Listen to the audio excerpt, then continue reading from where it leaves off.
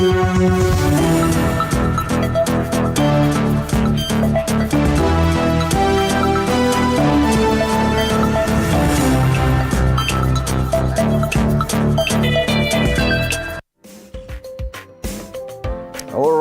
Friday Juniors, Nyaringita calls it. It is a Thursday. A very good morning, karibu sana to Morning Cafe. My name is Fred Indimuli. How hot is a coffee where you are? It promises to be a very interesting day today. Yes? Debate on the Finance Bill 2024 has shaken a good one. It continues this morning in the Houses of Parliament, the National Assembly, and voting expected later in the afternoon. Oh yes, and away from that, today is expected to be a whole street bash, not only in Nairobi. Tuesday we saw it in Nairobi. Yesterday it was in Mombasa. Today, the activists and the section of Kenyans say, wache yo maneno. We're going all the way to Eldoret, Laikipia, and other counties in different places. Interestingly also, we saw musicians say, mnataka tucheze ngoma gani? Look for Bluetooth speakers. We're going to just be there along the streets. So guys will be enjoying music. Well, yes, enjoying music. That's how we do it as Gen Z, I'm telling you. I tell you. That's how we do it. Hats off, hats off. And I'm yours truly, Stanley Nyaringita. Later on, this is the panel for State of the Nation. Yes, Kiruga Dhuku, Daniel Orogo, Robert Alai will be in studio to discuss the matters to do with Gen Zs, the debate, of course, on the Finance Bill 2024, as well as other topics, including the fact that UDA is looking to merge with ANC. Yes. While Gachagua is away. Yeah. I tell you. Siasa. Akiwa South Africa. Siasa wezana. Coming up around 8 a.m., we discuss what to consider before filing a divorce. Are you in that conundrum of trying to file for divorce? Conundrum. Gen Z pia tunajua. Nimekubali. Oh yes. And in case ama unajua mtu mwenye anajua mwingine mwenye anataka kufile for divorce. Kwa hiyo conundrum. Oh yes. Ruth Tanush is an advocate of the High Court. She'll be joining us for this conversation. And that's our question for the day for you. Have you ever filed for divorce? What was the experience like? 22047 is our SMS number. TV47KE on Facebook. 0793-267-279. A quick look at the dailies. UDA death. Ruto crafts giant party. Yes, as I was saying, while Gachagua is away in South Africa on official duty, a lot was cooking within the UDA party, of which he is the deputy party leader. Akirudi anapata mambo imegeuka. Oh, yes. Yes. Off the hook is the front page of Daily Nation. They say former Migori Governor Okoth Obado recorded a state consent at the High Court, giving the Ethics and Anti-Corruption Commission a go-ahead. We'll be giving more details later on. MPs clip KRA Treasury powers to waive taxes. This is another interesting one. And they say the taxman will now be required to seek Parliament's approval before waiving any taxes. That's on the Business Daily. People Daily, Mudavadi's gamble matters party politics and maneno ya Occupy. So, when you started on Tuesday, it was Occupy Parliament. That was the hashtag. Right now, sasa ni nyingi. It's Occupy Nairobi, Occupy the streets, Occupy Mombasa. But you just start with Occupy. Okay. So the whole theme is occupying. So you come to na Occupy studio pia. And we don't have anti-riot police here. Yes. But on the Star, Ruto headache as anti-tax protests spread nationwide. What we were just talking about, that the hashtags are now countrywide. And this is one of the very interesting image there on the front page of the Star. Let's cross the border and take a look at what's big news in Uganda, where they do not have protests. But and they're not even discussing their finance bill. But debate on their budget is still on. But interestingly, it's not interesting enough for you to feature on the front pages of their dailies. Okay, fine. I guess their budget is not as controversial. Ama Gen Z wa huko hawajaamka bado. But unajua ukizoea sana, we already know the outcome. So meanwhile, MPs held for harvesting where they did not sow. The lawmakers and lawyers are a subject of police investigation for allegedly eating forbidden fruits of the sweat of farmers whose fields were plundered during wars that plagued the country over the past decades. And I think MPs, we always talk about corrupt MPs. I think in Uganda, the spotlight is on them. For the past month or so, it's always corrupt MPs. They did this or the other. Mpaka DCI amesema mimi nitakuja nikae bunge sasa. Nilikuwa nasikiza kenye mnasema hapa. Nyinyi ndio shida.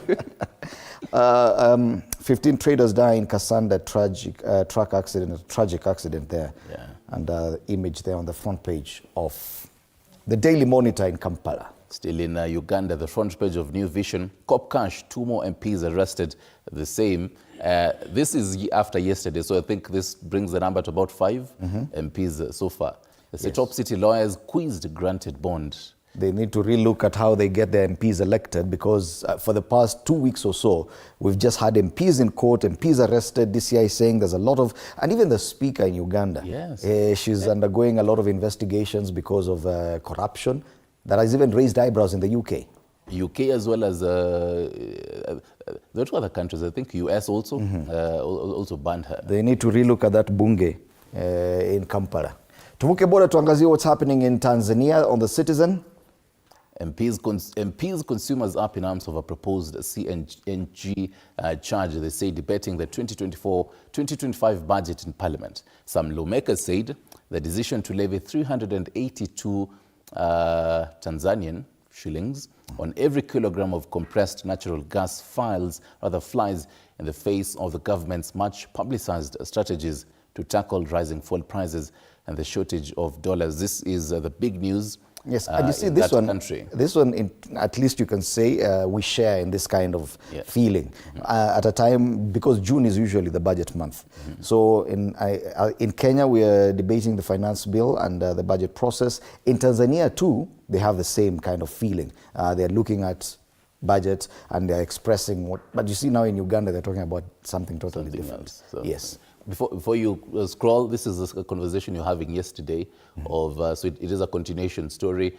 The albino girl who was brutally killed, they say biological father, clergyman, among 9 seized of albino's girl's brutal killing. Even the father and the clergyman are involved allegedly in this. And wow. That's just a very sad story, very sad story.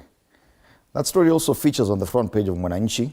Mapya mauaji ya Asimwe, paroko msaidizi mbaroni. Licha ya jeshi la polisi kutangaza kushikiliwa kwa watu 9 akiwemo wanaodaiwa kuhusika na mauaji mtoto mwenye albino, mamlaka ya jamii zimenyoshea kidole kwa kushindwa kulinda uhai wa mtoto huyo. It's such a sad story that such a young girl, yes, and the image is there, that even the people who are most close to this family were not able to protect her. In fact, the closest person to her probably is a person who involved is responsible for this. It's just a sad story. But then again, mjadala. Habari kuu pale kwenye ukurasa wa mbele wa Mwananchi, mjadala bajeti ya serikali, gesi, sukari, bomu. Hata wale kule wanazungumzia bajeti. Wabunge waipinga tozo mpya ya tozo ni kutozwa, tozo mpya ya gesi kwenye magari. Badala yake wataka serikali iweke ruzuku. Msukuma akumalia sheria ya sukari, akumbushia bunduki zilivyotumika magalani. Masuala ya budget pia yanapewa kipaumbele kule Tanzania. Uganda tu ndo wanazungumzia ufisadi wa wabunge. Gazeti ndo hizo. And finally, in the front page of the New Times, this is Rwanda's paper. Now, interestingly, the entire page is on matters Rwanda's economy and just showing how the different sectors really changiad and how it grew 9.7% in the first quarter of 2024. Rwanda's economy by 9.7% the first quarter. Private final consumption 73% of gross domestic product. Within export crops, the tea harvest increased by 21%. Something interesting also, the first quarter, the agricultural sector increased by 7%, contributing a total of 25% to the overall GDP. And I'm wondering why they chose the color black on the front page, because the color black usually signifies something different. You don't just use it that way anyhow. And now they're talking about something positive, an economy that has grown by 9.7%, and then they use that on the backdrop, on a black backdrop. Something amiss there. Kidogo ish. Yes, but the Rwandese as well talking about matters, the economy. Let's now come back home and take a look at the traffic situation in Nairobi. An overview, nothing much to report from far, but I can see some pressure points. And you can see here, this is a Southern Bypass. Southern Bypass going down. This is next to the National Housing Corporation houses in Langata, known as NHC. Just before you get to the Langata Road interchange with the southern bypass, there's something happening there. It is red, meaning there's an incident there. So if you're heading down towards Langata Road on the southern bypass, beware. Once you get to NHC, there's a problem there. And this is very close to Kibera. So we're not certain what's happening in that area. Ngong Road, now appear some patches of it as well. And Ngong Road is looking good all the way from the southern bypass interchange, past junction, all the way. I think this is Matatus going away from town. Nothing much to report on Ngong Road, all the way up to City Stadium. What do you call it? City Mortuary roundabout. The other section, this is Landis Road into town. And this is part of Haile Selassie Avenue into town at Marikiti. A bit busy this morning. We do expect that the CBD is going to get even more dramatic later with this Occupy protests. But then again, I don't think that they're in town at this time. Oh, yes. We look at Jogoo Road, and Jogoo Road is looking, well, quite comfortable this morning. A bit of a snarl up once you get closer to the City Stadium roundabout. All other roads look good.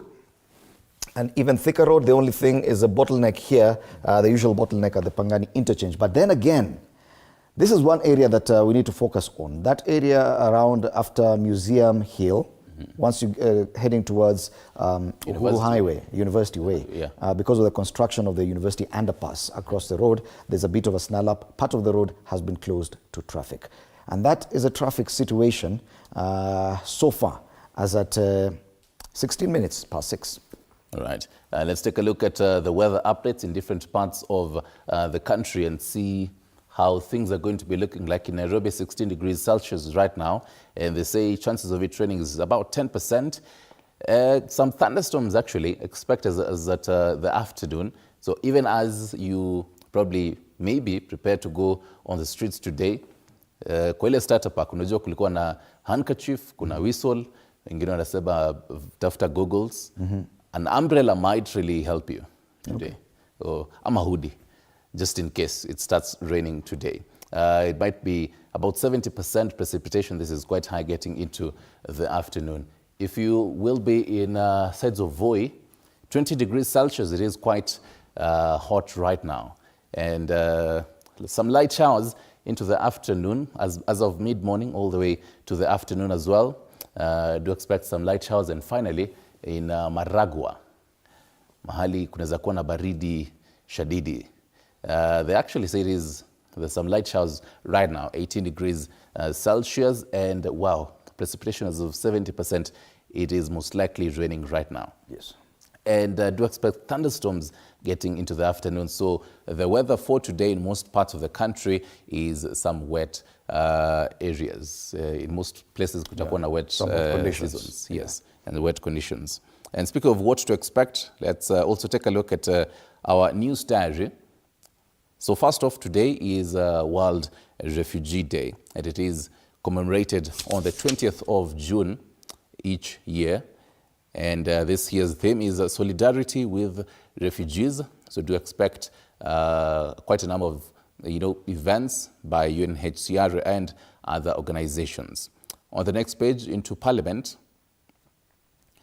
the second reading of the Finance Bill enters day 2 today, and members of the National Assembly are expected to discuss amendments in the bill as presented by the Finance Committee led by Kuria Kimani. And I do understand the voting will be happening around next week. The indications are it could even happen as early as this afternoon. Okay. So wait to see how that will be. And speaking of which, on the same, so a section of Kenyans and activists will today continue the finance bill protest dubbed Occupy Parliament in Nairobi, Uasin Gishu, Kisumu, Mombasa, and other areas in the country. We'll be giving you pictures of the same. To the business desk, what to expect from the business desk today. Britam Holdings will today launch the 2023 Sustainability Report, which highlights Britam's impact in environmental stewardship, financial inclusion, and empowerment of communities as well. That, in a nutshell, is what to expect in our news diary. Right now, though, let's get Today in History. On this day in 2013, the International Criminal Court, ICC, ruled to postpone then President Uhuru Kenyatta's war crimes trial from the initial date of 9th July to November 12th, 2013, after his lawyers requested additional time to prepare his defense. Right. Ini kiu sasa ya kupata tuingie magazetini sasa.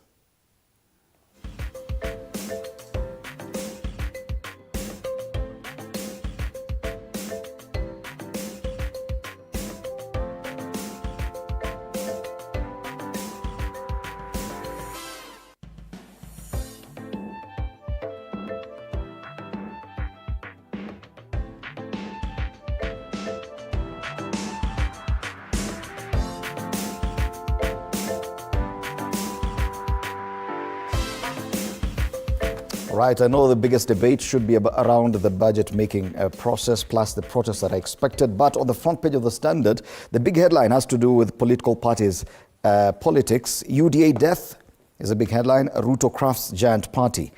United Democratic Alliance, the party that propelled President William Ruto to power, is on its deathbed. The announcement was made at State House, where it was agreed to fold it up and start a new outfit. This is going to be an interesting debate. Remember, the UDA party has been undertaking grassroots elections for the past 1 month or so. So what does it mean when the party says it's going to fold? What also does it mean for the NC party, which has been in existence for a while, folding to join the UDA party? That's a big story, a big debate. This meeting happened while the Deputy President was away in South Africa, representing the President at the inauguration ceremony of re-elected South African President Cyril Ramaphosa. The other story given prominence on the front page, yes, a mention, it's been given quite some decent space, a mention of the protests, how tax debate birthed new youth revolt. They're called the new sheriffs. They are young, spontaneous, and very bold. The new generation of protesters is not armed with stones, but phones and other recording devices. They coordinate themselves on social media and take on authorities or their supporters with ruthless precision. That story extensively covered on pages 6 and 7. You can go there and read more about the Gen Zs. Two more highlights on the front pages. The front page of the Standard. MPs haggle over levies as IMF threat looms. At least now mention of the debate in Parliament going on this morning, with a possible vote to be taken later in the afternoon. And Okoth Obado walks free for a song. Matters corruption. Page 12 of the Standard. On the real estate pull-out today, they talk about the wave energy and tapped power that could light up forgotten homes. Flip the paper, and of course, Matters Euro 2024, making it on the back page. England face Foden dilemma ahead of Denmark date. Yes, England will book place in the last 16 of Euro 2024 by beating Denmark. So yes, something to look forward to today. That game to be played at 7 p.m. local time, Denmark versus England. Other matches, Slovenia versus Serbia at 4 p.m. and Spain versus Italy. Interesting game at 10 p.m. Yeah, that's a big one. Your motto. Wow. Interesting. And that's the Standard this morning. Off the hook is the big headline on Daily Nation.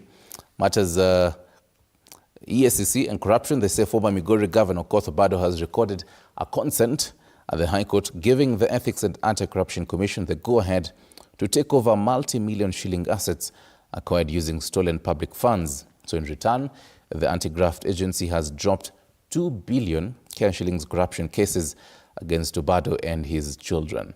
On page 2, he also quotes matters of unexplained wealth. On the bottom, conversations around finance bill. Finance bill on the left, finance bill, MPs fury at plan to raise fuel prices.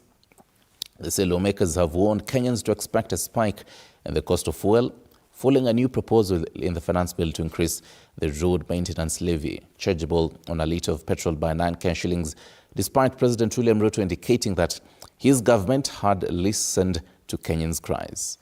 And the fact that ukionanga bei ya mafuta ikiongezeka, then it also topples even others. On, that photo there, Gen Z protests against proposed taxes spread to Mombasa. We have coverage on pages 4, 5, and 6. And on the right, Ramaphosa sworn in for second term. Tulisahau Malema hivyo tu. Yeye mwenyewe hakutusaidia kumkumbuka. South African President Cyril Ramaphosa sworn in for second and last time in which his ANC will share power after it lost its majority for the first time in 30 years of democracy. Into matters education, university sacks 350 staff over fake academic papers, and this is the staff at Technical University of Kenya. Okay, that's more on the back page. Brothers' tragic tale over Dubai job scam. And that takes us to the back page, conversations away from matters. The Technical University of Kenya sending 350 workers. There's a whole other report. They say low tax incomes messing county finances. Matters devolution on the back page. They quote a number there, 200 million cash shillings. This is the amount of money the World Bank will spend on the second phase of the Kenya Devolution Support Program. Right, and I think matters even devolution marking the anniversary is around the corner. Okay. That is Daily Nation in a nutshell. Walichokoza nyuki, ndio habari kuu pale kwenye ukurasa wa mbele wa Taifa Leo. Walichokoza nyuki, huku wakitumia mitandao ya kijamii, chipukizi wasiojuana wapanga maandamano ya amani bila wanasiasa. Kuna picha pale ya maandamano yaliyofanyika Jumanne.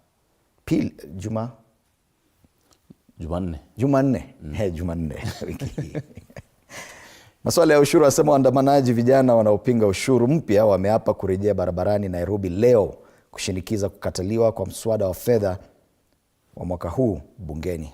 Habari kamili kwenye ukurasa wa mbele. Vidokezo zaidi, Azimio yatilia shaka ahadi kuhusu kodi. Kwingineko, utulivu maeneo hatari. Habari zaidi, wajumbe wakabiliana kikao cha UN. Pale juu, serikali kuwapa silaha walinzi. Serikali inakusudia kuwapa silaha kulinda miundo msingi. Na kwenye masuala ya spoti, mibabe Italia, Uingereza ugani leo. Uingereza kutinga hatua ya 16 bora ikishinda Denmark kesho. Leo sio kesho, mechi yenyewe inafanyika leo. Na hizo ndizo habari zilizopewa kipaumbele kwenye ukurasa wa mbele wa Taifa Leo. Let's talk matters money and business on the front page of Business Daily. MPs clip KRA Treasury powers to waive taxes. They say Trucksman will now be required to seek Parliament's approval, as well as Finance Committee cites abuse of abandoned tax rules. So the paper says KRA will be required to publish waivers of taxes deemed uncollectible and seek parliamentary approval if changes introduced by the National Assembly Finance and Planning Committee in the Finance Bill are adopted. Basically saying MPs, members of Parliament and the committee have rejected a proposal to hand powers to abandon taxes to KRA Commissioner General, in a move which has stopped the creation of an all-powerful tax Caesar. Tax czar. Yes. On the bottom scroll, state plan to relax rules on affordable houses sale blocked. On the ticker, where private sector jobs were gained or lost in 2023, they give you the graphics on that. Into the economy matters, export permit delays hurt Kenya-Uganda milk trade. And into matters, the companies sent times 2 Rivers bags, 6.1 billion cash shillings for expansion. Finally, MPs back plan to tax infrastructure green bonds. They say MPs have backed the Treasury's proposal to start taxing infrastructure and green bonds, even as financial experts warn that bond tax exemptions granted to large investors will limit the benefit. And that is the front page of Business Daily. Okay. Can take a look at People Daily. Matters Politics, featuring on the front page Mudavadi's gamble, power politics, in yet another dramatic move in his political career after the earthquake. They're actually dubbing it Earthquake 2. Prime Cabinet Secretary to dissolve his ANC party and merge with Ruto's UDA. The story is on page 5 of the People Daily. It is also the story given prominence on the front page of the Standard. Matters Politics there. And once again, I have to say, this happened while Rigiji was away. It says a lot. It says a lot. He is the deputy party leader. Why couldn't they wait until the deputy party leader is there? At least for consensus. Come on. Anyway. Pale juu kwenye ukurasa wa mbele wa People Daily, MPs differ as protests escalate over taxes. Yes, the debate continues this morning with a possible vote on the Finance Bill 2024 to happen this afternoon. And Kenyan stare drug abuse crisis. Over 5 million Kenyans under the influence of at least one drug substance. That is on the top strip of the People Daily. Right. Before even crossing over to the Star, Kumbuka, one of the guests today, MCA Kiruga, is an official in the UDA party. He is a member of the NEC, or the neck of the UDA party. He'll be telling us more about this plan.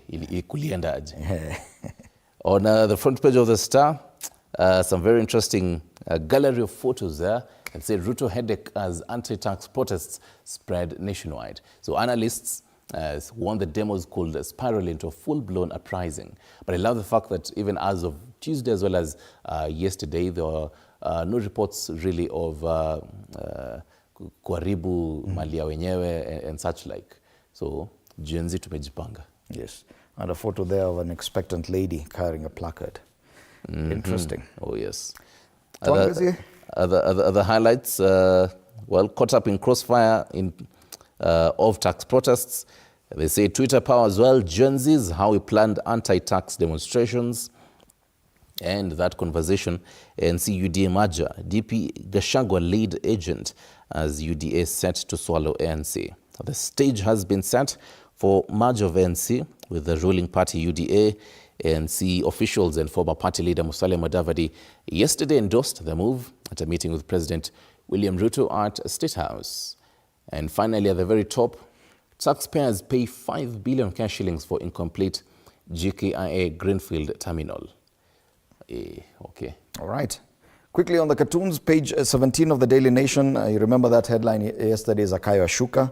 Now this is the English version. They talk about Zacchaeus, the tax collector, climbing down from a tree that has a finance bill 2024, and is climbing down because there are people here holding mobile phones, and the spotlight is on this person who's climbing down, and he says, okay, I'll climb down. Zakayo Ashuka. On page 14 of the Standard, something similar, still debate on the finance bill. Hari finally has come down to discuss the finance bill 2024. His take, there's a donkey there that is very overburdened donkey and has actually fallen down. And but someone is telling it now, let's not get distracted. We must carry the new load. The load is Finance Bill 2023 and the new one, Finance Bill 2024. And ahead is 2027 kilometers. All right. Harry loves donkeys, though. Oh, yes. I think he has a preference for donkeys. On page 10 of People Daily, has to do with matters corruption. On the wall is a common Monanchi being frisked by the government, and the government is saying, I want 30% of your income. And just behind the government is a gentleman with a very fancy suit dubbed the corruption. And corruption says, telling the government, I want 60% of your income. That is Stano's take on People Daily, page 10 of it. More conversations coming up later in State of the Nation. Just remind you who will be there. Kiruga Thuku MCA Chinga, as well as chairperson UDA MCA's caucus member, and also member of UDA NEC, Daniel Orogo, political analyst, and Robert Alai, MCA Kileleshwa. All right, do stand by for that conversation. And of course, you can be part of it through our social media channels on X at TV47 News and on Facebook, TV47 Kenya. You can tag me on X. My handle is at Fred Indimuli. All right.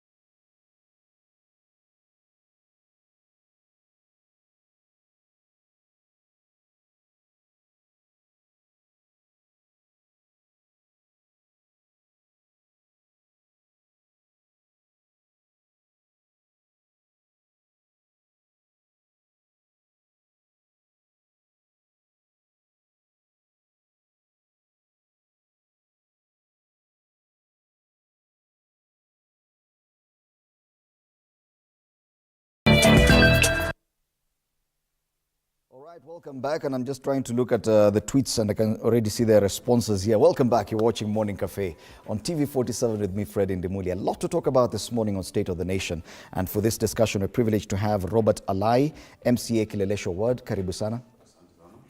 We also have Daniel Orogo, political analyst. It's good to have you in studio. It's been a while. It's been a while. Yes. It's a pleasure to be here this morning. Also with us this morning is Kiruga Dhuku, MCA Chinga Ward in Nyeri County. He's also the chairperson of the UDA MCS caucus and a member of the UDA NEC. Yes. All right. And now that you're a member of the NEC, let's start off with that because it features on the front pages. UDA death. That is a headline on the Standard. UDA death. The party that you're a member of the NEC. Ruto crafts giant party. This happened yesterday, and curiously, it happened while the deputy president, the deputy party leader of UDA, was away in South Africa on official duty. Then he's away, and we see Musalia Mudavadi, the Prime Cabinet Secretary, troop into State House with his people, and now there's a talk of a merger between the two parties. It also comes at a time when the UDA party is undertaking grassroots elections, and that's where it gets confusing. What does this merger portend? Thank you, Fred.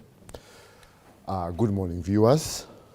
I think you know, Fred, some of these headlines are just meant to sensationalize issues and maybe show up the sales of newspapers. How do you call the strengthening of a party death? This is not a political death of our party. When we merge with ANC as a party, definitely we merge stronger. There are very many values that are coming together.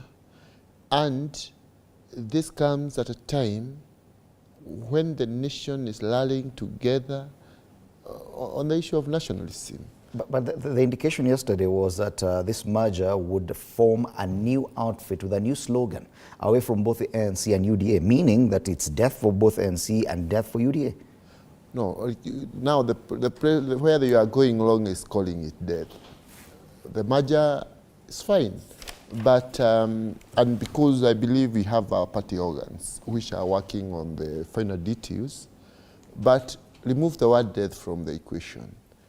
When two giant parties like UDA and ANC come together, you can't use the word death on that. They are becoming stronger. Whether they will have a new name, whether they will adopt the name of one, those are details that will be worked on by the technical committees that will be formed by the two parties. Mm-hmm. But definitely, it's a step in the right direction because you realize UDA was a very strong party in the last elections.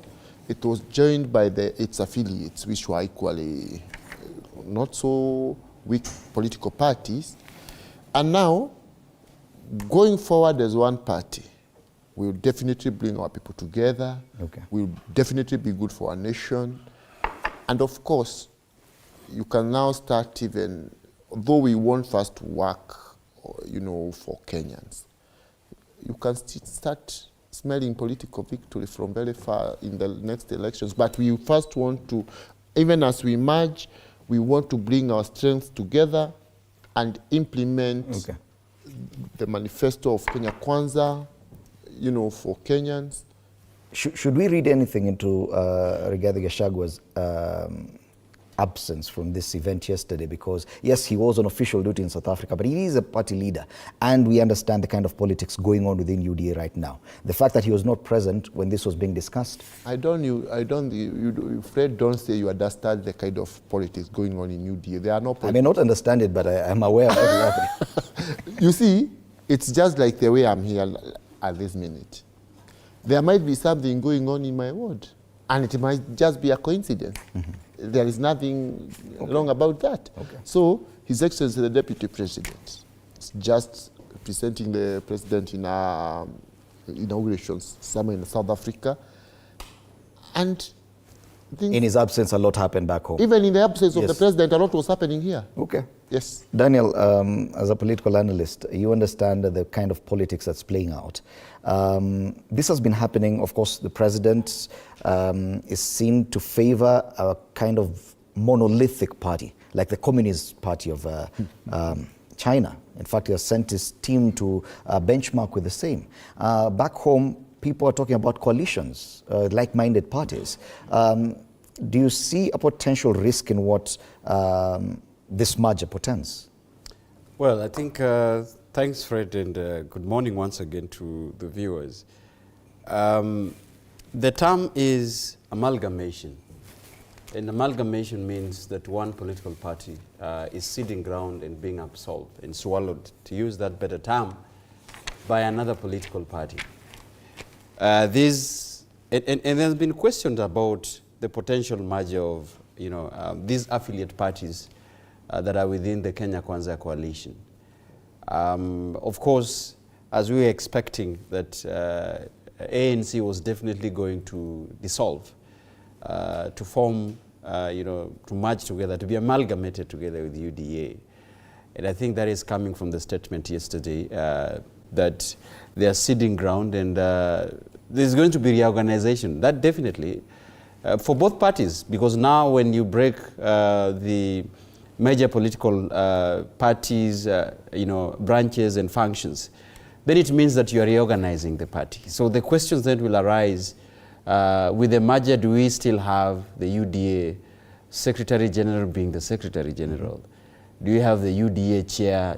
All these particular structures within the Secretariat of UDA and Secretariat of ANC, within the governing coalition branches, do you still have the people there? The question would be not, because others would be, definitely be reorganized. I think that was a pointer when Malala had been questioned about his recent utterances, and his office has been, in questions, and fingers have been pointed out in his office. McHugh, that he was the very strong man of ANC before he joined UDA as the party Secretary General, and others that are within the fray. So you will expect that there's going to be shifting, there's going to be reorganization to absorb the members of the ANC that are now joining UDA. Number two, the question then arises is what happens to the fate of other? Because this is a very worrying precedence that the UDA and ANC has set in the governing coalition. So what is the fate of Ford Kenya, which has got institutional memory in this country? Ford Kenya is like Kanu, because then you can trace their foundations and their strongs way back in multi-party democracy. And so how are you going to urge Ford Kenya, for example, to break camps? And they have been very clear that they are not breaking, to form a merger and be part of UDA. So those are questions that I still see. But then you also ask the strategic absence of the deputy party leader of UDA, who is the deputy president of the Republic of Kenya. Was it by default? Nothing happens in politics by default. Do we send him to South Africa so that we sneak in Honorable Musalia Mudavadi in State House and form this thing faster?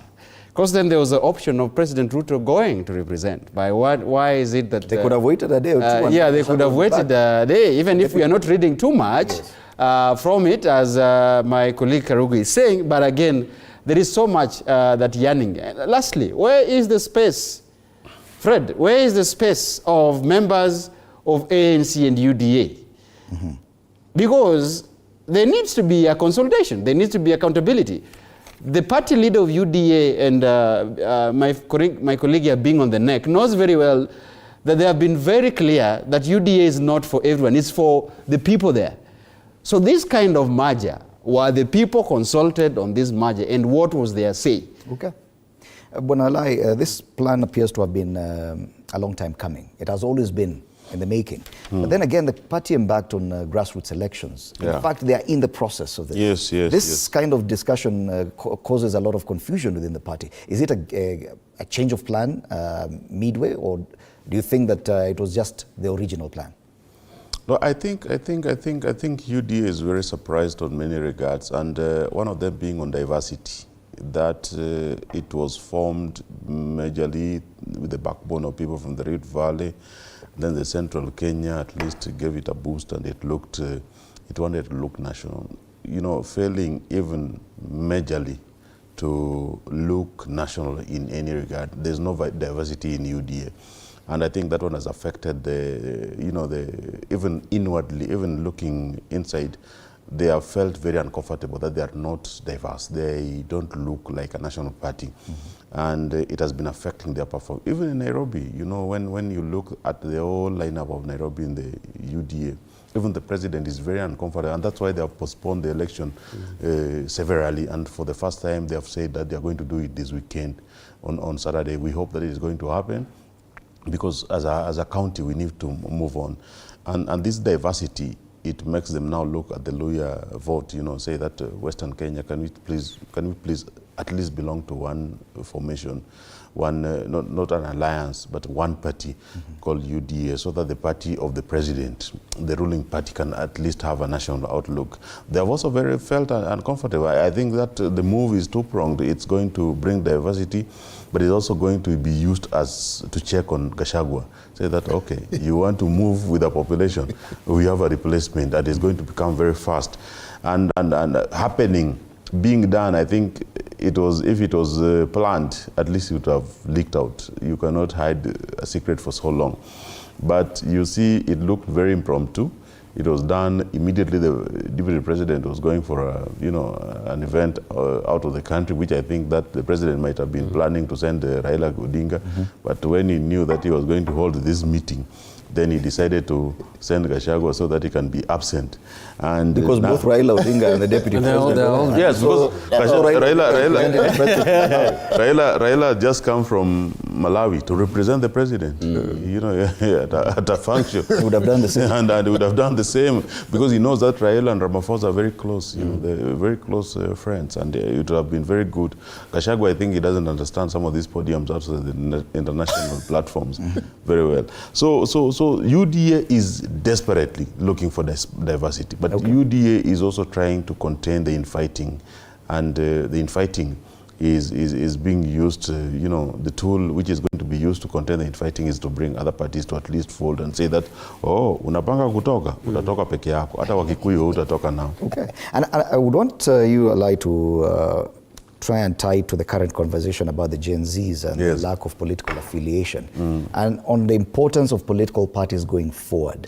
Because there's a general feeling that political parties up until now probably have failed that generation. But do you still see the necessity of these political formations going forward, given the kind of politics we're seeing now? No, I think the political parties are very important. I think the Gen Zs live an illusion. It's until I see a very consistent action, because for you to depend on a movement, you have to see their action is very consistent. They have done this, not this one-off affair, because it is very disjointed. The communication is not. I don't understand what they are. Is it the finance bill? Even the finance bill, do they understand the, the budget making process? When does it start? It started last year, August. Why are they participating now? I call on public participation every now and then. I represent a population which is very well aware of their rights and everything. In Kileleshwa, they never participate. I hope it's going to be a very consistent action. So, I think this is a passing fad. It's an imaginary affair of Gen Z taking over this and that. And I think that we need a political change on many regards. Okay. But the way it is being handled and it's being fashioned as a new kind of movement driven by Gen Z, these people are clueless. Let the parties emerge. These parties are a serious machinery. And if they come, you see, even in us in Nairobi, we are 124 MCAs. You cannot get elected here on an independent ticket. You cannot. Okay. And we'll come back to discuss that issue about the Gen Zs. But on this issue of parties, going forward, there's a lot of debate, especially on how the parties will conduct themselves. Historically, we've seen that every election cycle there's a new outfit, especially the one that carries the winning ticket.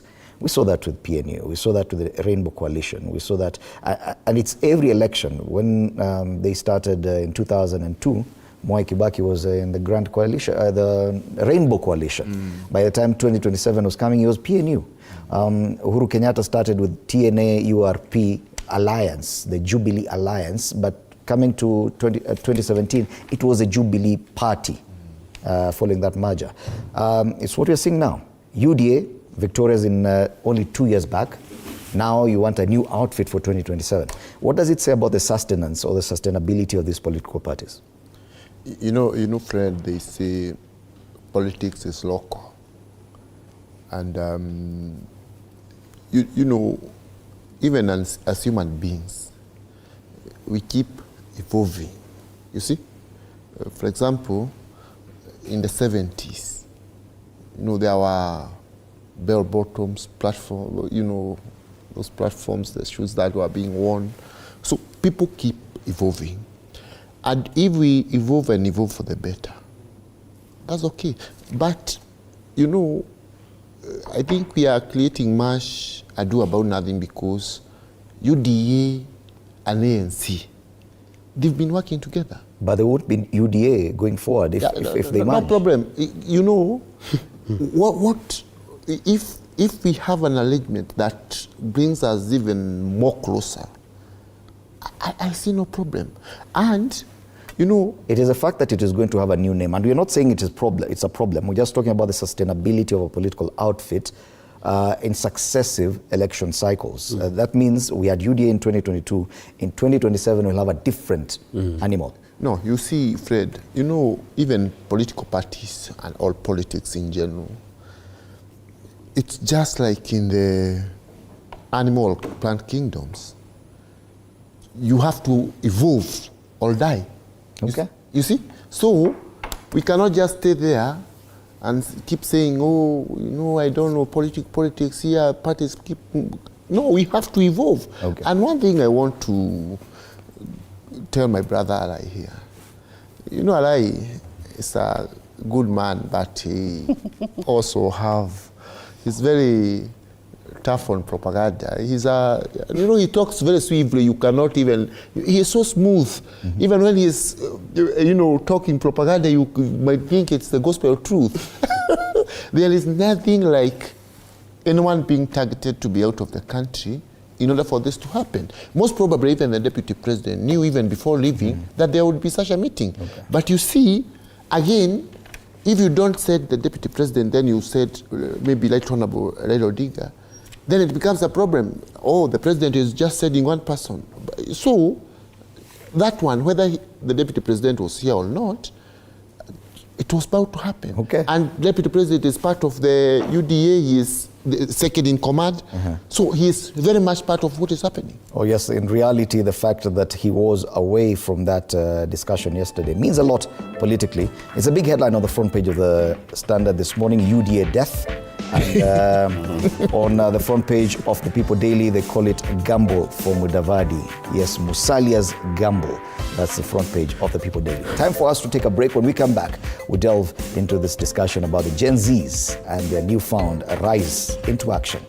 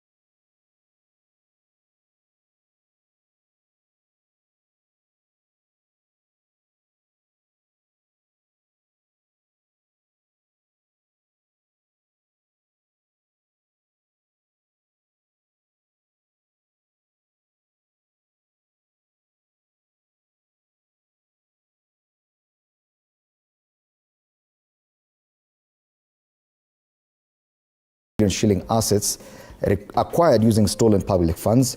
In return, the anti-graft agency has dropped a 2 billion shilling corruption cases against Bwana Obado and his children. Daniel, we've been talking about the fact that we talk about corruption over and over. EACC entertained us to some very dramatic arrests and issues around corruption, arresting governors here and there, former governors and their spouses, arraigning on the dock quite a number of these people. But at the end of the day, we are yet to see one conviction. We're looking at 2 billion shilling worth of cases, corruption cases. Now, someone is getting an out-of-court settlement. And many Kenyans are concerned. This is what we're talking about when we talk about we are in dire straits. How do you do this? Try and make sense of it, because it's a complicated issue even to try to dissect and understand how this complete web, of huge amazement and crude, someone allocating himself a lot of millions, running to 235.6. But then you can see there's an attachment that a number of houses there, there's different assets that are marked to be acquired, which then begs the question is, what else is not included in this list? Which begs the question is, Fred,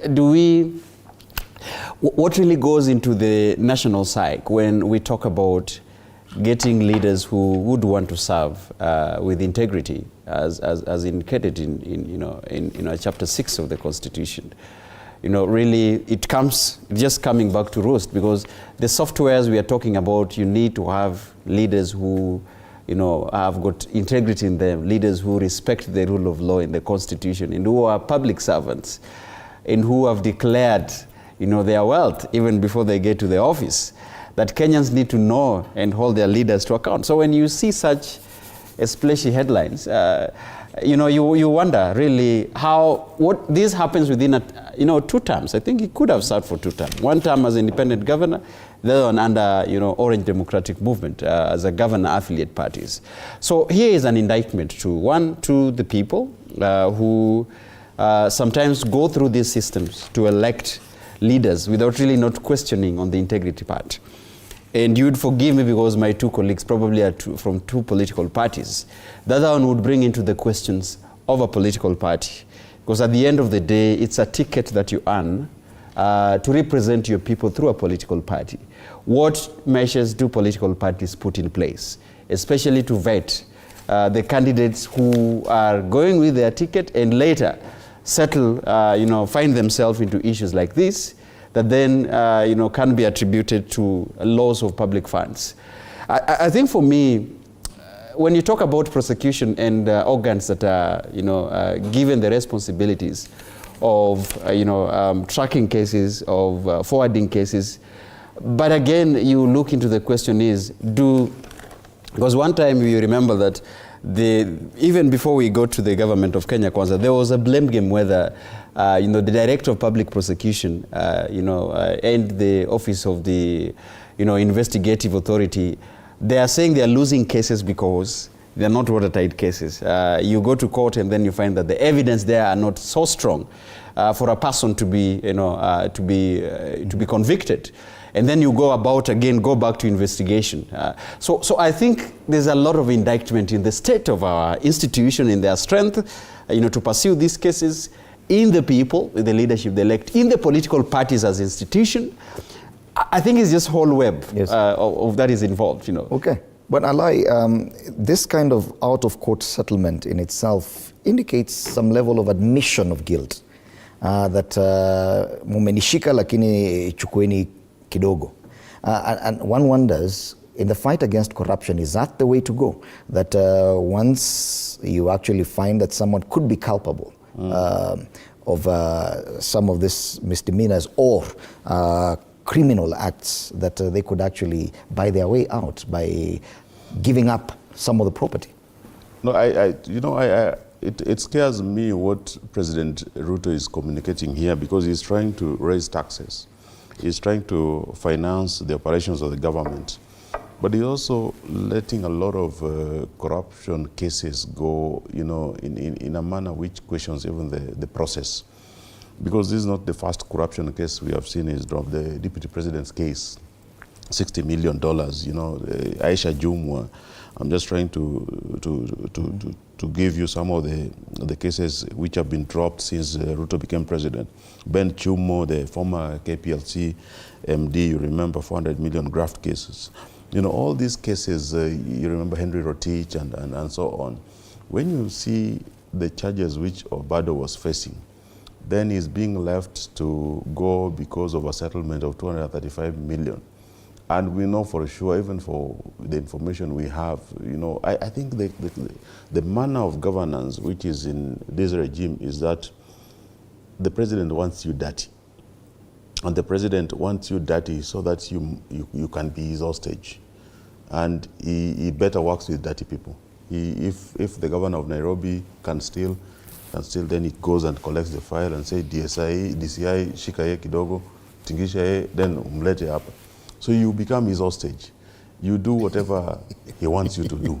And I think this is the whole cabinet looks like that. The whole operation of government looks in a manner that the president wants you as dirty as possible.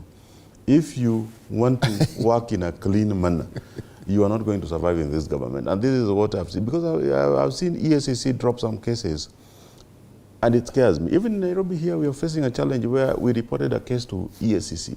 And the people who reported the case to EACC, because it involved State House, are facing threats. Are facing threats, they're telling you that usiguze hiyo ni ya wakubwa huko juu. So I think this is the manner this government is going to operate. Okay. So it annoys me that they are doing these things when they are looking for taxes, when they're trying to convince. I don't know even how they communicate. How does this appear in the headline when at the moment you're supposed to be passing the finance bill? Okay. But Keruga Duka, I know you really want to react to that, but listen to this question. What does this communicate to other governors who are in a position of responsibility like this one, that you can actually plunder and then get away with it through an out-of-court settlement? No, that's not it, but I would want to comment on you to comment on that, even as you react to. Yeah, I'll come to that. But number one, my brother Robert here says that to survive, to survive in this government, you need to be dirty. Now, one wonders, because you see now, even by his own admission, he has just admitted here that BAMBA was recently representing the president in Malawi. So, BAMBA has come very close to this government. Is he trying to admit that, or trying to insinuate that BAMBA is a dirty politician? That is why he is coming close to this government? Nothing like that. You see, coming to this issue of this headline, coming to this issue of this headline, there is something, Fred, called pre-bargain or pre-bargaining. And it is not only domiciled in Kenya.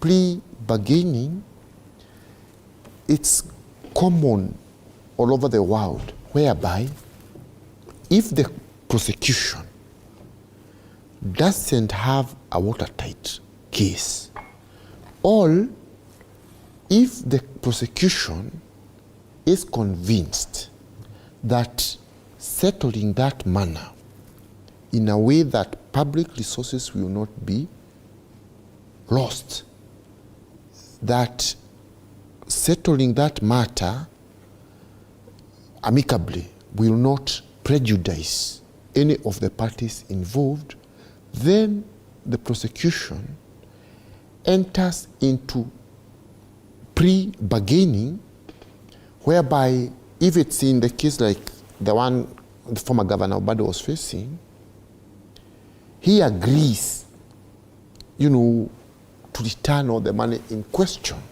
right? All? And, yes. The money in question was 2 billion shillings. What he has returned is about 235 million. Yeah, you see. The reason they give here is that this is after a fire raised county stores and key evidence. What does that communicate to other governors and other people in serious positions of power. No, you see, now, what would be communicated if the prosecution went ahead with the case, it was lost, nothing was gotten, the taxpayer or the people got nothing, what would be communicated in that? We should be thankful that at least we've recovered 200. At least we have something, because now we don't know this fire that raised, some praise and evidence was lost. We don't know whether it was even deliberate or not. There is no evidence to pin anyone down. Sure. So instead of losing everything, right, it's better that a chunk of the money in question has come back. Okay. All right, and that's a big headline on the front page of the Daily Nation. Off the hook, a screaming headline nonetheless. EACC sought out of court settlement after a fire razed county stores and key evidence. And now the anti-graft agency has dropped 2 billion shillings worth of corruption cases against Mr. Obado and his children. And in exchange, they have recovered a total of 235.6 million shillings in assets. How much have they spent? They're talking about unexplained wealth. A couple of houses and some two cars. Was my question. Alai is asking a question that was equally on my mind.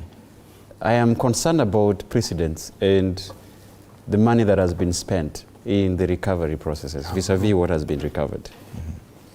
My friend Kiruga is saying about plea bargaining. Well, it is within our prosecutor. Provided for, it is provided for.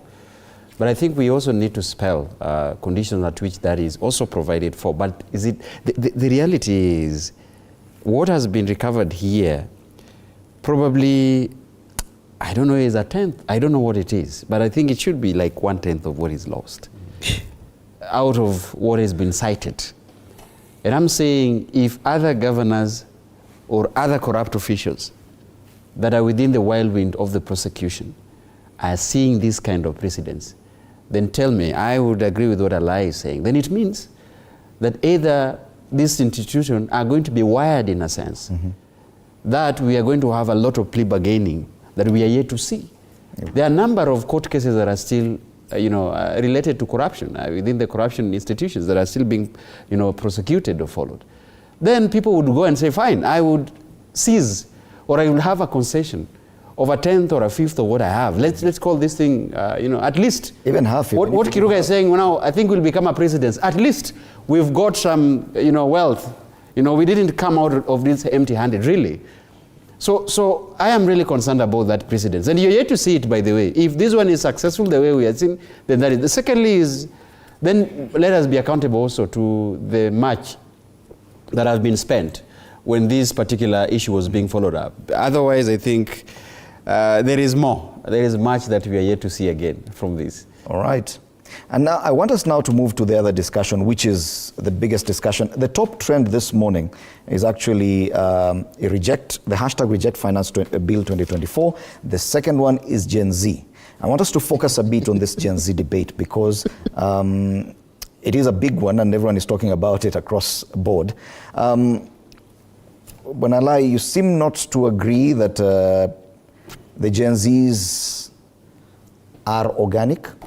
One, do you agree they're organic? I've seen quite a number of bloggers saying they're not necessarily organic, that this is organized protests. But then again, the question is, if at all it's organized, who is organizing?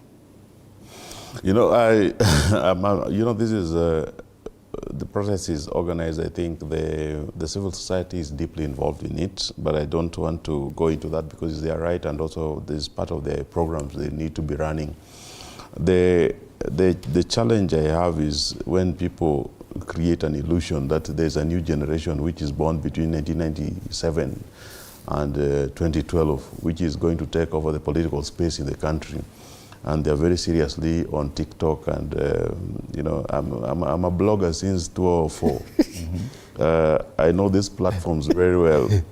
And I know what translates into votes because I've lived the life. I've lived the life of a blogger, social media, and now a politician actually elected. And when I announced even my running on social media, they took it as a joke. And they say that you're not going anywhere. So But I would like to remind this generation that first, I think that they have an egg on the face, that they are feeling guilty, that they didn't vote.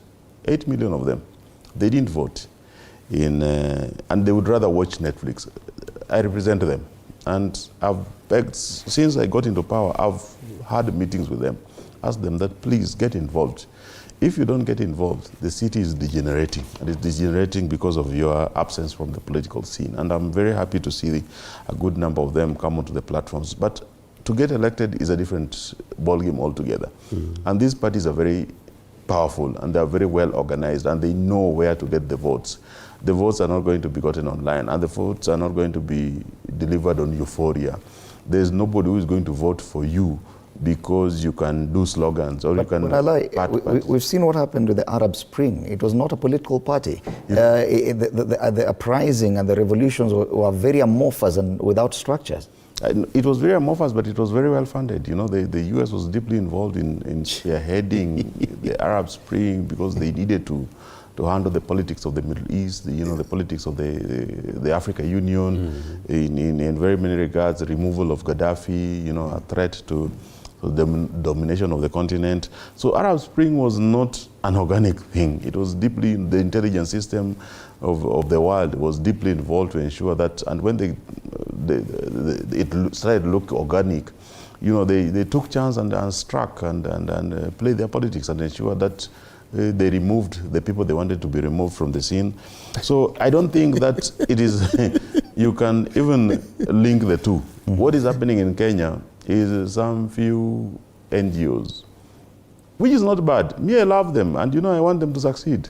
The problem is that, are they going to be consistent in their actions? Because, are they going to do this? Because we undermined. That was the real mandamano. And it was not... This one is yet to meet that threshold. This is a joke. Because when we were undermining, we were being hunted like chicken. And we were not being hunted to be arrested. We were being shot at in the street. We have lost, body counts. People, you see people, the youth, you know that this is so and so, who is my mobilizer in this area, is a youth leader in this area, has been shot dead. So this one is a joke, where you see when the car of BAMBA is being targeted with tear gas, with bullets, journalists being hurt, bludgeoned. This one is a joke. I don't think that they have even gotten to the... But I would like them to do first things first. They need to organize themselves if they really want change.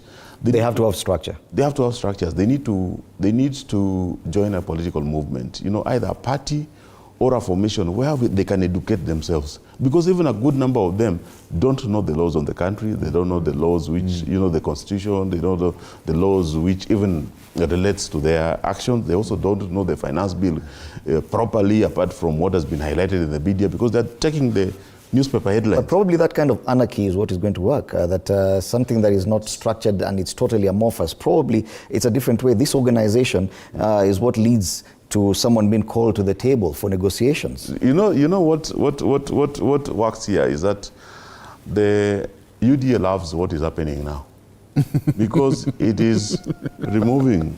Now people are focusing on something called Gen Z rising and taking all the power. It is removing attention from the division in UDA. It is getting us away because now we are discussing some few snippets of finance bill. The real deal in the finance bill is that there is budgeted corruption inside there. Nobody is analyzing the budgeted corruption, which by some of the estimates amounts to 1 trillion.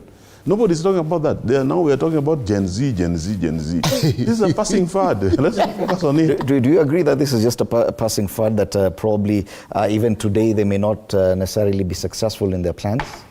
Well, the jury is still out, but depending with some things we've seen and heard from some of them, to a certain extent, I would agree with that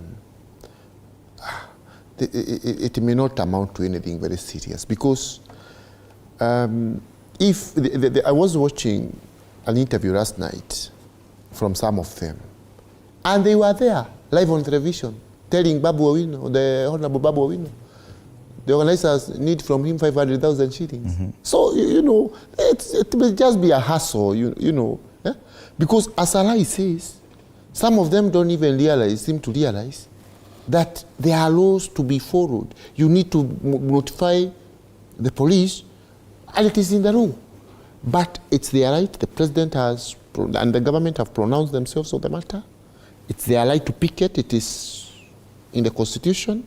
But what do you have to say about their methods? Because they're using social media, they're exposing people's numbers. No, that is very wrong. That's outright wrong.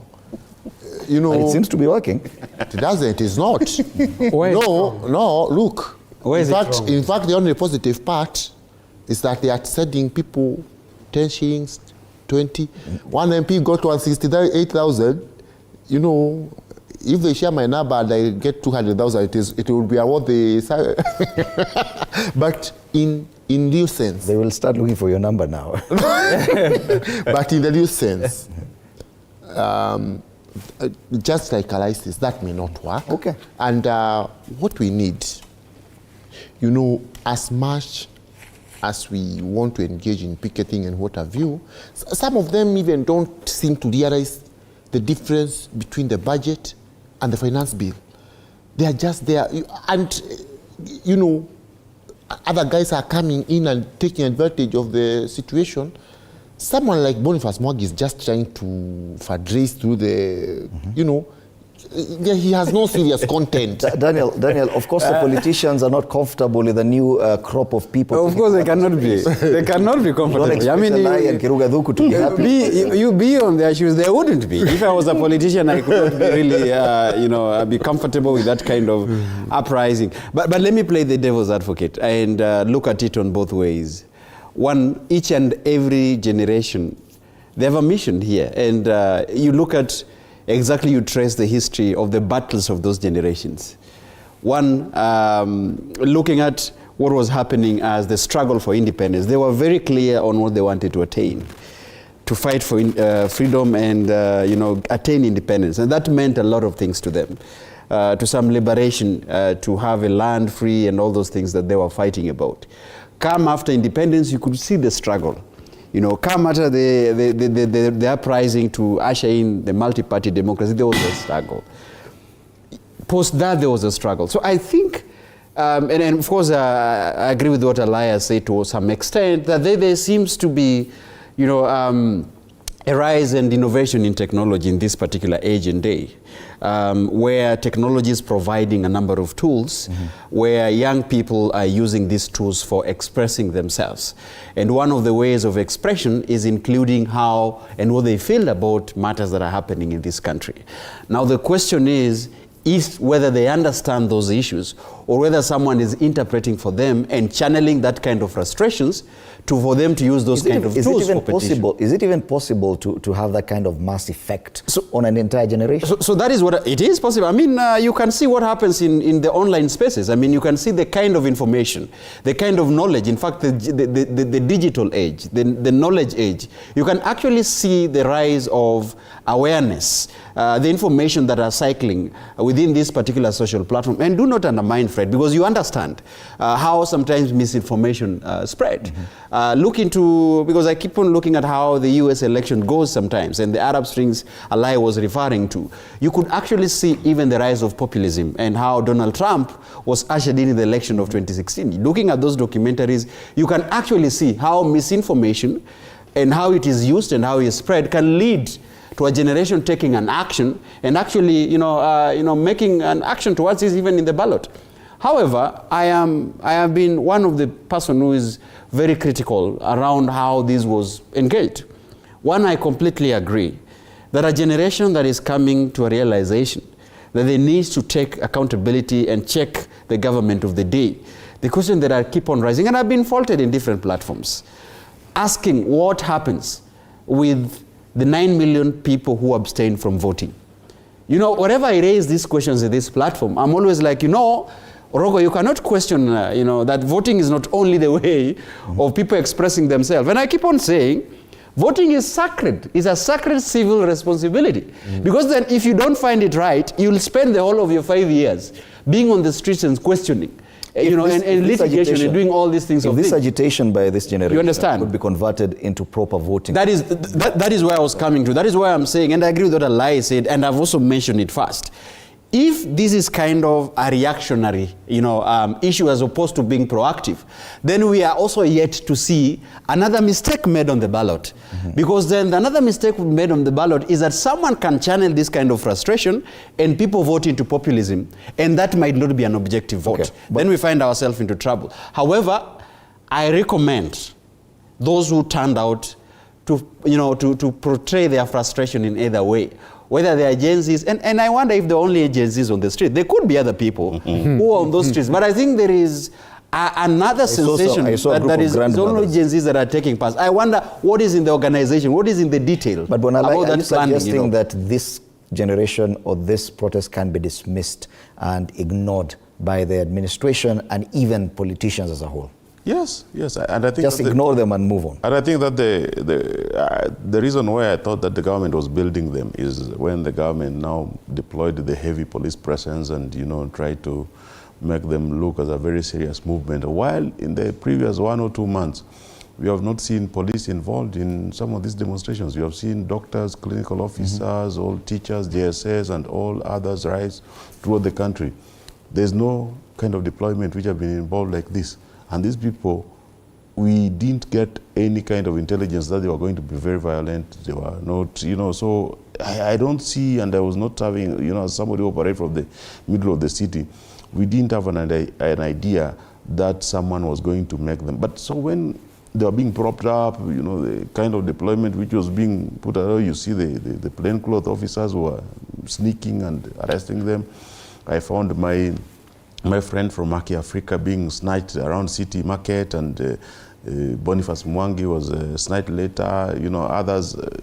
I got worried that the government is deeply involved in this. The government is trying to promote this to look as a very serious movement to at least get our heads off the idea. And when you saw the president talk yesterday and say that, you know, you can demonstrate, you know, when you saw even people like Dennis Itumbi say that, you know, release everyone who was arrested, I said the government is deeply involved in manipulating the party. Because, you know, there's something in government operations called PSYOPs, psychological operations. And these psychological operations being run by the, you know, the security agencies to manipulate the politics of the day. And it's a very serious thing that you can see something happening and you think that is just an organic movement. Kumba, the government is involved in trying to manipulate. You remember the days when the Inspector General of the Police, one of them, Matthew Itere, was being blamed for staged grenade attacks in boutiques in the CBD because of the politics of the Hague. You remember those days. So these operations have happened before. They can happen now. And we might have to look deeply that, are these people serious? Are they going to You don't see the possibility of this group being converted into a powerful voting bloc come 2027? I don't see how they're going to do it, and unless they show me the structures. Because, you know, I've been a voter. I've hunted for votes in this city. I know I've spoken to my voters since Juicy. I have spoken to the people who mobilized for us the votes, the people who have been involved in the city politics since the 1997. They are telling me that hawa watu hakuna kitu hapo. But I think, you know, like the way Honabwala is saying that these people have not even registered as voters. If they were to register and express their power through the ballot, that would be a very positive step.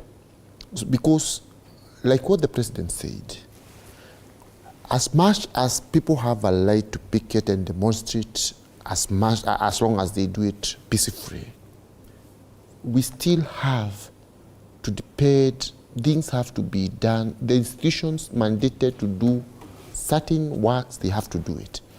And this is something very serious, because once there is a breakdown in allowing the institution to do their work, we get like what you saw in a court recently.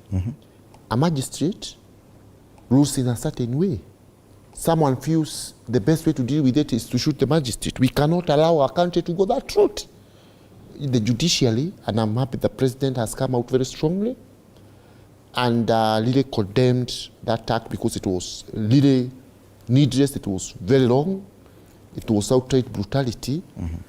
That people should know that when we deviate from the route of allowing institutions to do their work and challenging them in a legal and or lawful manner, when we think they are in wrong, we get chaos. So,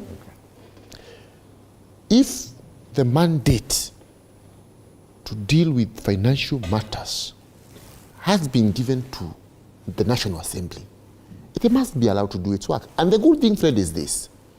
Even as the picketing and demonstrations go on, you've seen members of parliament are going there, they are dealing with the crosses, some taxes are being dropped. So it shows we can change things by addressing them through our institutions. If we have a problem with a judiciary or a judicial officer ruling in a certain manner, there is still a recourse.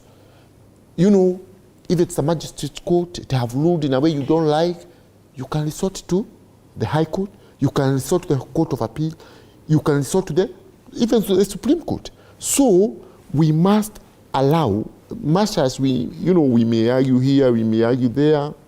Even me and Honorable I, we don't always agree, but we come, our lines converge. Today, interestingly, you agree with no, we and I, we are good friends. In fact, you are in agreement in dismissing the effect of it.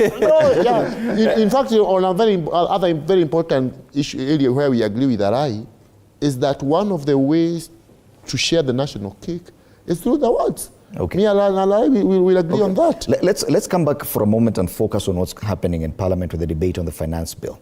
And the day before yesterday, there were a number of concessions made, and as far as the National Assembly's Committee on Finance and National Planning is concerned. And these are mainly what many people have been talking about. But it raises this question. This finance bill, as initially drafted, was intended to raise a certain amount, about 340 billion shillings. Towards funding the budget. If we consider these concessions, it means it leaves a gap. Where does the conversation move to now? Because the plan was there and this money was to be collected through that plan. If we take away all these plans, then how will this money be raised? Where should this conversation be heading to? Daniel. Austerity measures.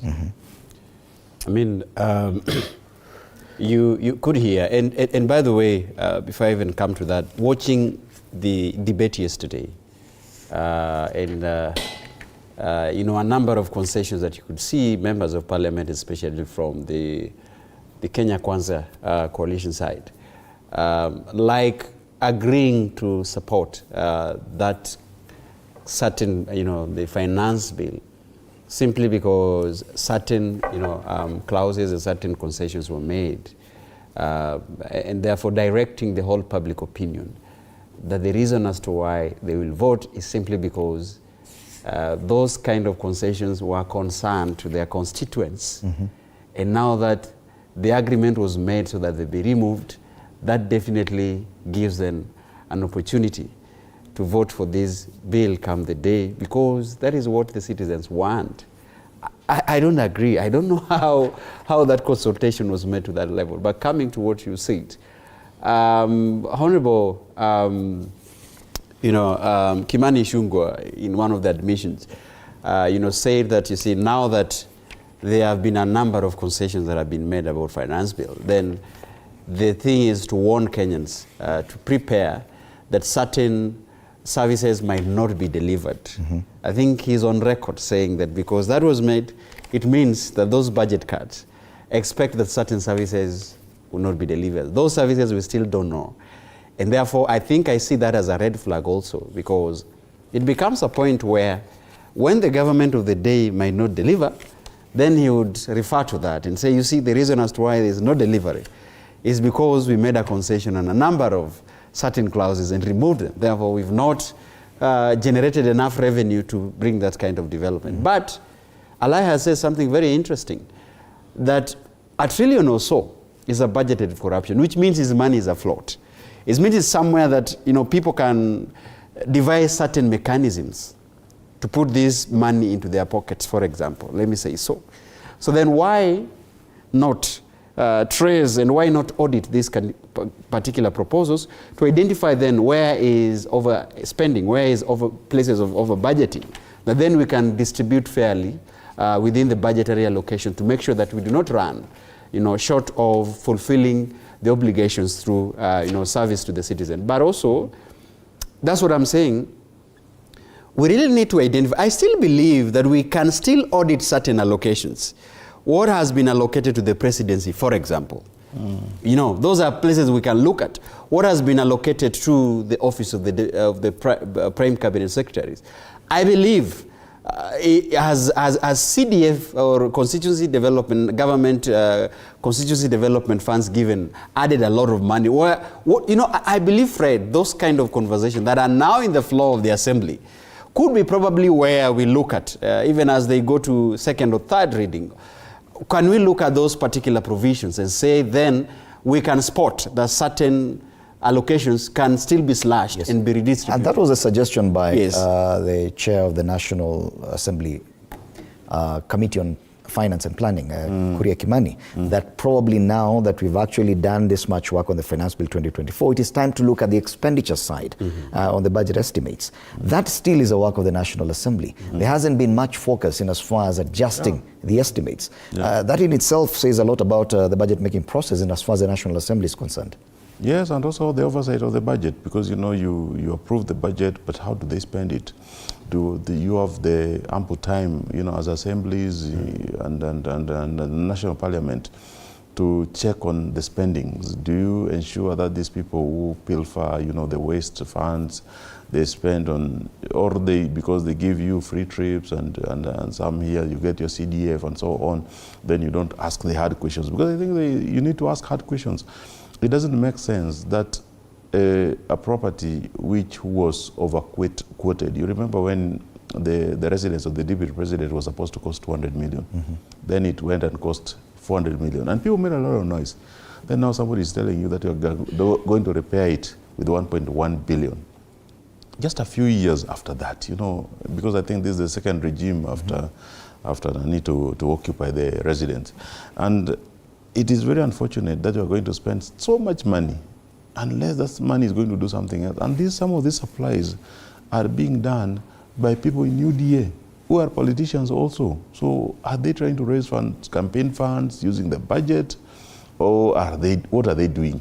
When you see the kind of allocations which have been made to state houses, if you hear people tell you that with 10B, you can build a level 6 hospital and equip it. And you see people are playing with the 10 billion shillings like it's a joke. Me, I wish that would just, for the sake of this country, we'll just be very serious. Because I've seen it also in Nairobi County. We have raised this red flag since, I think, the last 2 months. We have told them that, you are paying ghost suppliers. Somebody brings in one invoice, and that one invoice is being used to pay 3-4 non-existent supplies.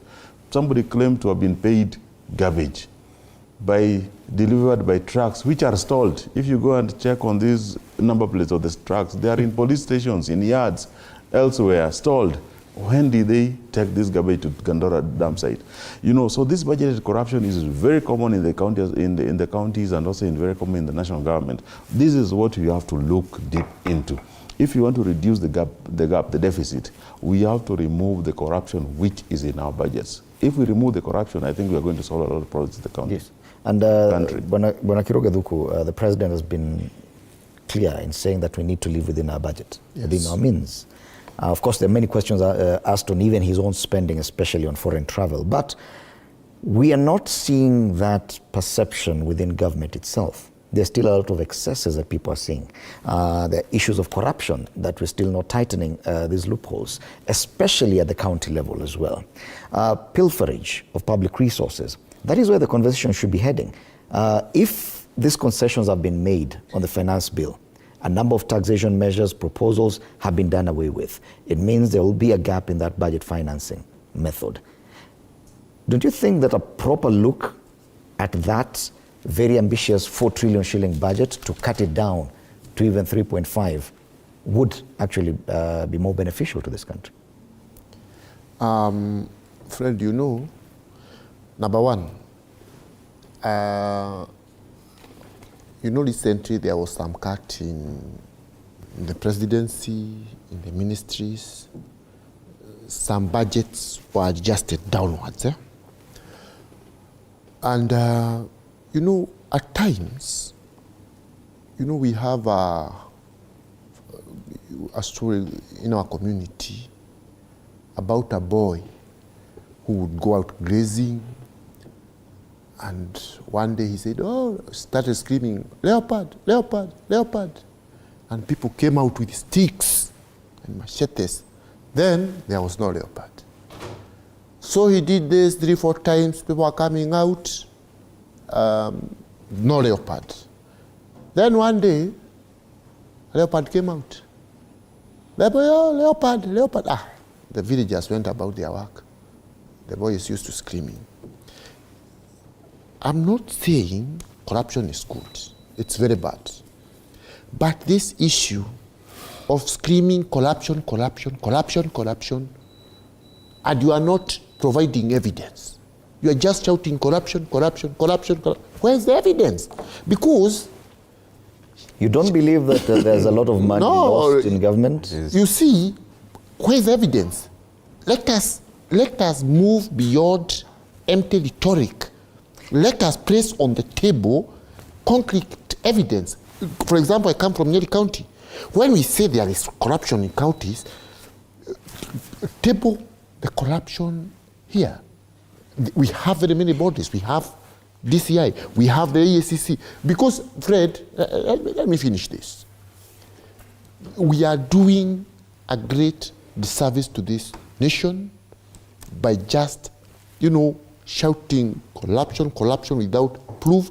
In fact, even when corruption will happen, just like that boy who was shouting leopard, everything, everyone will just be taken as a matter of... Retired President Uhuru Kenyatta said that as a country we lose about 2 billion shillings every single day to corruption. You don't believe him? That was quite unfortunate. You don't believe him? No, it is not a matter of whether I believe him or not, but it was quite unfortunate. Now, if you say that and you are the president, what are we supposed to do? You have all the machinery. Through our constitution, through our rules, we have placed all the powers in you to deal with those who are engaging in that corruption. Do you think William Ruto as president is doing enough to actually counter corruption? You see, so far, with me, I believe the president is doing all that. At least he's trying, and he has demonstrated he's trying. And let people know this.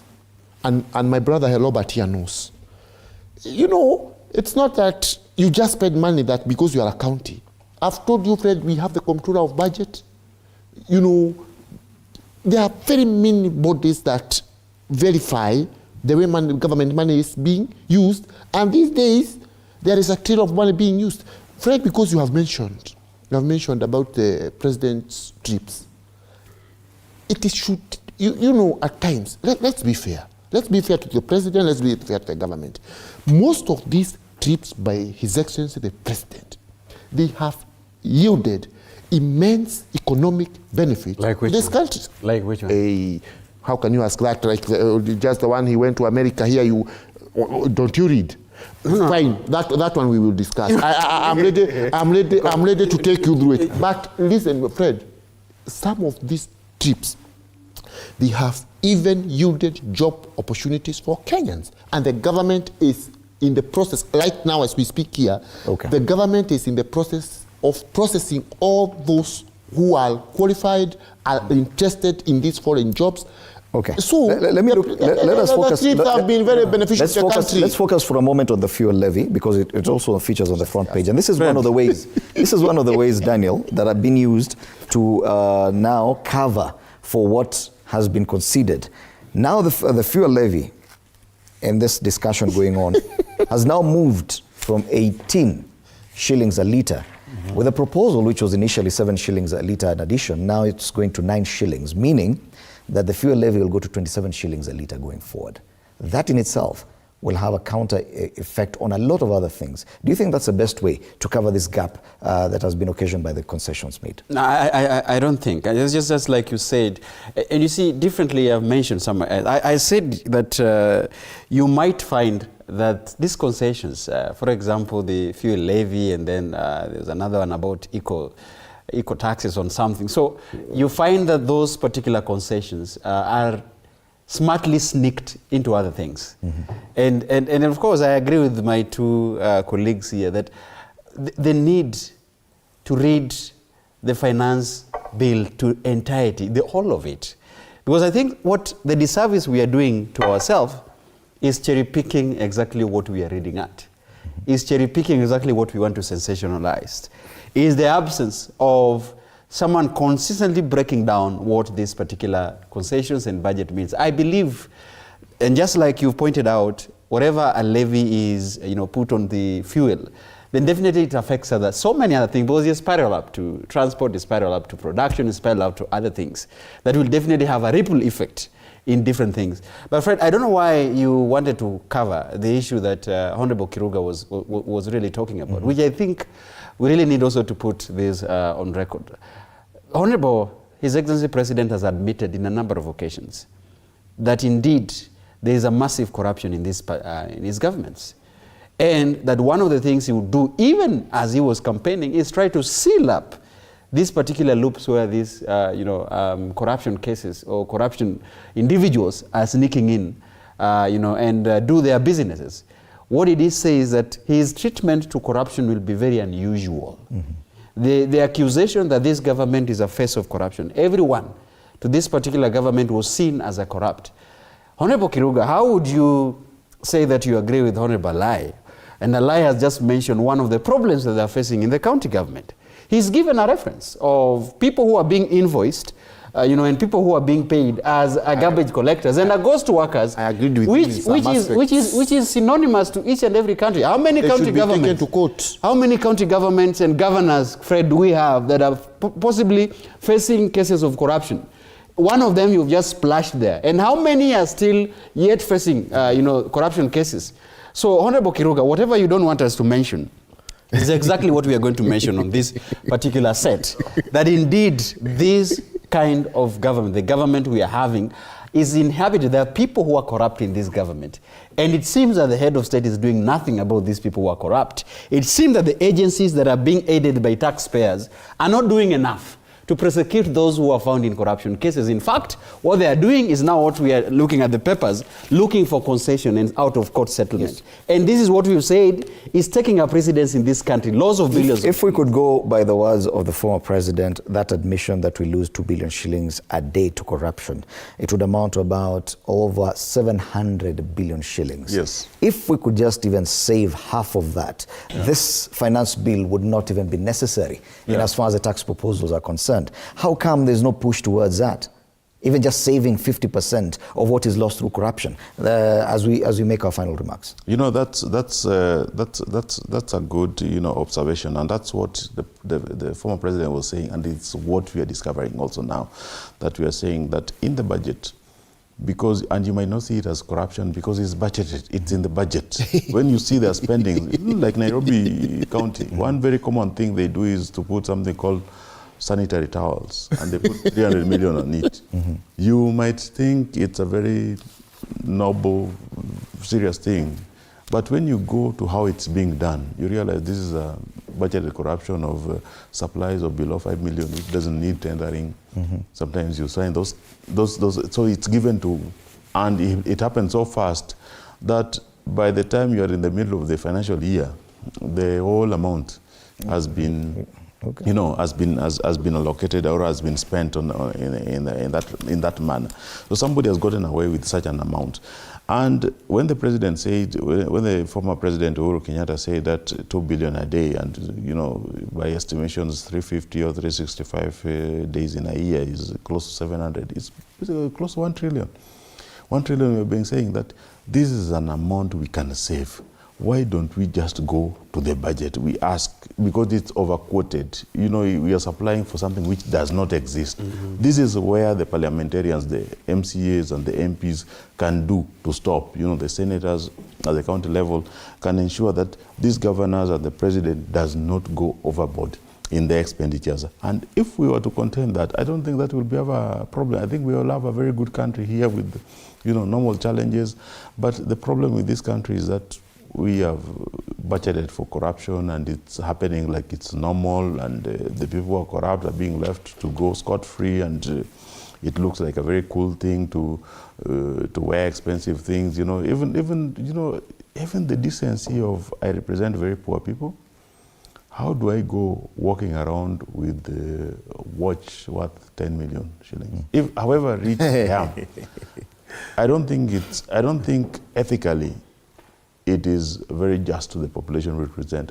If I'm a state official and I drive around in a car worth 46 million, I've seen people drive in this government a Range Rover autobiography. If you go to RMA today, RMA, the sellers of Range Rover are in my ward, Delta Towers. And your the poor people there. And I have poor people there. You should stop.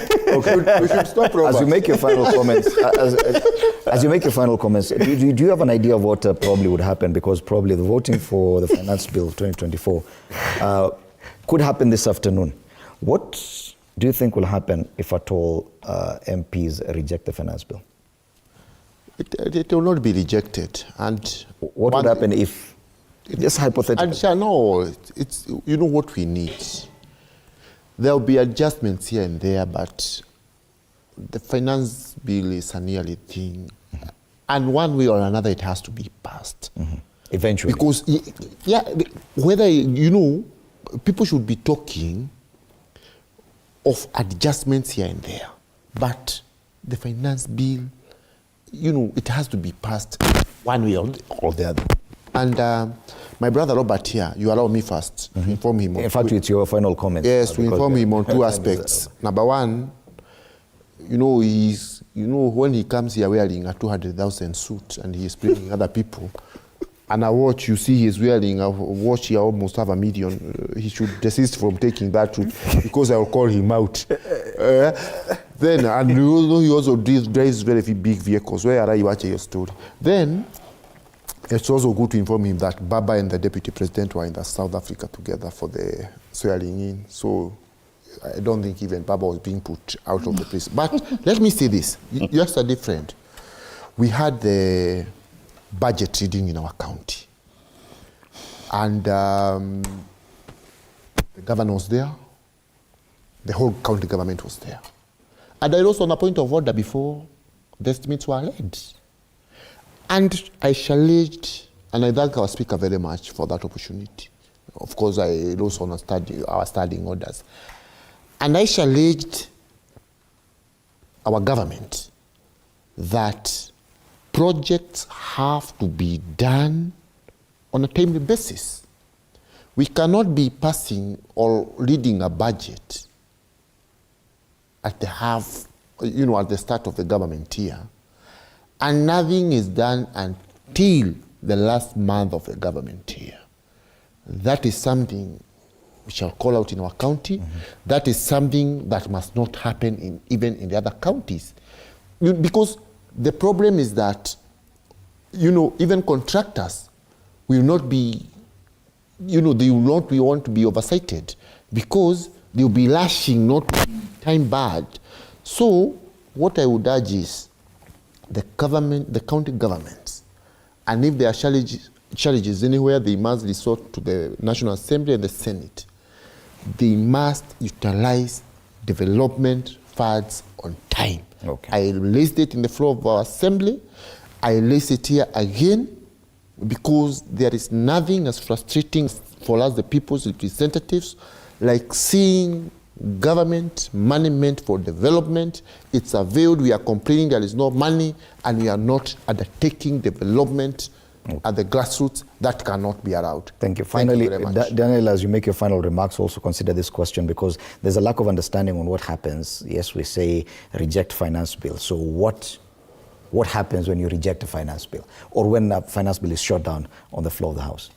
I think it's ideally detrimental to shoot down the whole finance bill, because then we must understand the budget-making processes which sustain our own economy and also runs government, but also we would expect services to be delivered on time. And I think that definitely goes when the Finance Act is passed. That is one of the measures that authorizes and begins a budget expenditure to begin and officially flag that the government can now begin rolling out their projects and serving Mwananchi. However, I think there is a thin line between understanding shooting it down and maybe sending it back with amendment. So I think Mwananchi and we are discussing about protesters, the psyche of protesters in knowing what really this is. Because we are here, we've criticized, provided a constructive criticism to the protesters who are protesting, and probably Gen Zs who do not understand, because their call is reject it totally. I think they're saying reject it totally. So when you reject it totally, then so I think we really need to make them understand that indeed a budget cannot be rejected. That would be detrimental to a nation. Yes. And destabilize it. But however, we would compel the members of parliament who are engaging currently in a robust conversation that can begin looking at areas to amend. And we've been very constructive on the table today,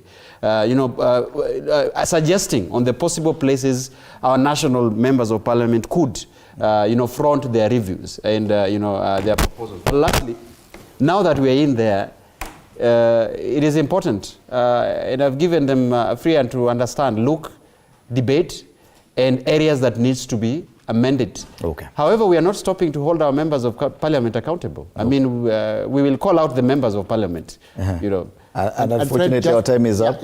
Just a very small one, just a last one. One of the most positive attributes of President William Ruto's leadership is that you see now we are discussing national issues. Yes. We are discussing national issues. We are discussing financial issues, not the tribe I come from. Okay.